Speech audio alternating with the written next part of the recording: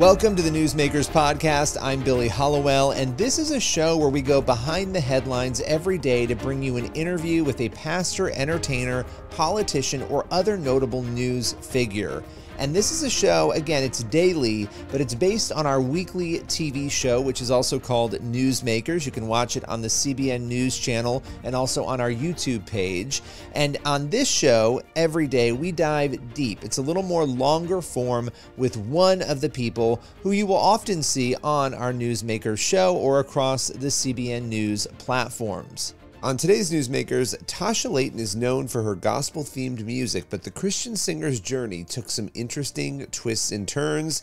She joins us today to talk about being Katy Perry's backup singer, leaving secular music behind to start a Christian music career. That and more today with Tasha Layton. With no further ado, here is that conversation. I want to start here. The biggest lesson you have learned in music professionally so far? Oh gosh, you just went right in, didn't you? I think just trusting God with every step, because, before I entered music, to do my own music, there were a lot of years that I wasn't sure how God was going to work it out. I didn't understand why I was taking this path or going in this direction, or how he was going to work it all together for his good.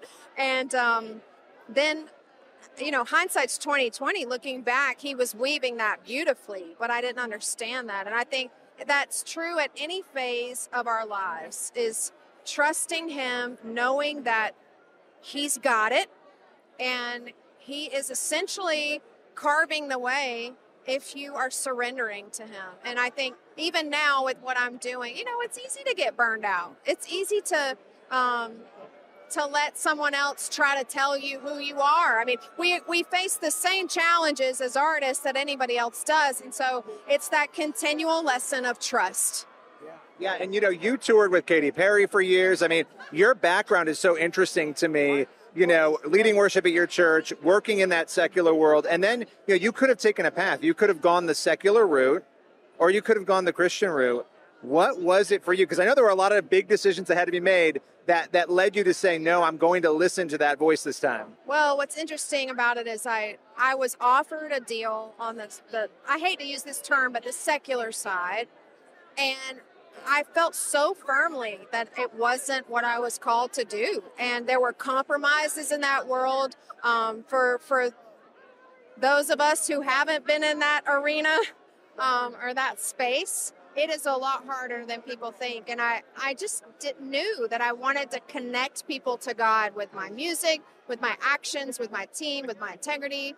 And I didn't feel like I could fully do that with freedom going that route. And so it was an easy decision for me. And gosh, I'm so fulfilled. I'm standing in the fulfillment of prayers I prayed as a teenager, to be in full-time ministry, to use my gifts for the Lord. Like, I didn't know what it was going to look like. I didn't even start walking in what I really felt called to do till I was 35 or 36. And so I'm a late bloomer.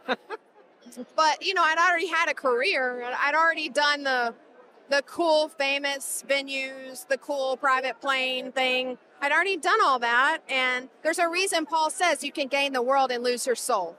And I think walking the path I'm walking now with God, it's so special, and I get to see fruit of what he's doing every single day, and there's no mistake that he's using it to connect people to him. So that's the whole point, and that's why we're here tonight. Yeah. Last question. Because I have to know, was it a struggle during those years, touring, to hold on to your faith in the way that you knew you needed to? Yeah, I don't think it was a struggle in the ways you would think. I think I had already gone to seminary. I was already a worship pastor at a church. I was solid in my identity for the most part.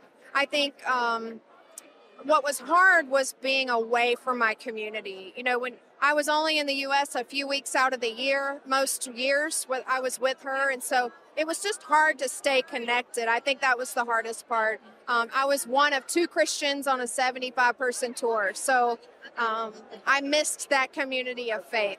So that was what was hard about it. But yes, there's always the struggle of like, how skinny are you? Who are you wearing? What party are you going to? Who are you seen with? It's so shallow, and I don't miss that part of it at all. That's all for today's Newsmakers podcast. Be sure to tune in for the next episode of the show, and also head over to the CBN News YouTube channel and the CBN News channel to watch Newsmakers every week. We'll see you soon.